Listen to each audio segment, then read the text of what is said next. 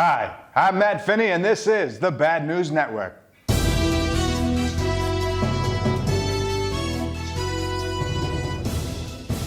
The Hong Kong protests finally gained some ground this week. Hong Kong Chief Executive Carrie Lam announced the withdrawal of the extradition bill that originally started all the protests. Pro-democracy activists are calling it too little too late, though. Currently, the protests revolve around 5 demands. The first was the removal of the extradition bill, which was viewed as mainland China encroaching on Hong Kong freedoms. There is also the demand for the retraction of the word riot when describing the protests and rallies. They also want all the protesters that were imprisoned during these rallies released. In addition to that, an investigation into the police brutality involving all the protests. And finally, the right for the Hong Kong people to choose and elect their own leaders free of Chinese interference.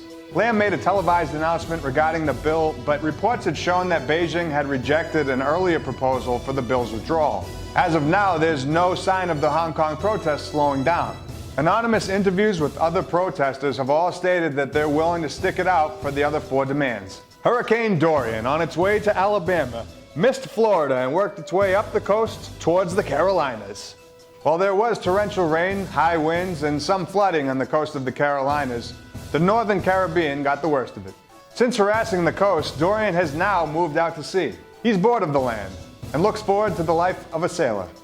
In any case, Ranger Up now has an abundance of whiskey and toilet paper, which we are sure to use. Thursday at an economic forum in Russia, Russian President Vladimir Putin announced that Russia would be making long-range missiles that would otherwise be banned under the INF Treaty. Putin said that Russia wouldn't deploy the missiles unless the US went ahead with its plans to deploy missiles in Japan and South Korea. This would indicate the beginning of a new Cold War arms race between 2 superpowers. Neither country wants war, but tensions have certainly escalated as their opposing agendas are clearly misaligned. China has said that its lunar rover has come across a weird gel-like substance on the far side of the moon. The rover was set to power down, but then it stumbled upon this gel-like substance that has a color that's inconsistent with anything ever seen on the moon's surface. No photos of this discovery have been released. Also, the fact that China immediately disclosed the information about the discovery has led me to believe that it's probably not a big deal. But what we really want to know is, what does it taste like? On Wednesday, Democratic candidates came together to discuss their thoughts and policies on climate change. Normally, I watch developments in the political arena and report them back to you, but I just couldn't bring myself to watch this garbage. Oregon public health officials are investigating a death that they say was caused by vaping. Vaping has been in the news lately because of the health effects caused by the habit. Studies have shown links between vaping and respiratory failure. The steam breathing trend causes swelling in the lungs and hampers the ability of the lungs to convert O2 to CO2. This case in particular is getting attention because what he used to smoke out of the pen was THC. The vaping industry naturally said that there's nothing wrong with vaping and that these health issues were caused by people illegally tampering with the products. No industry wants factual reports surfacing about how its products causes health issues and kills people.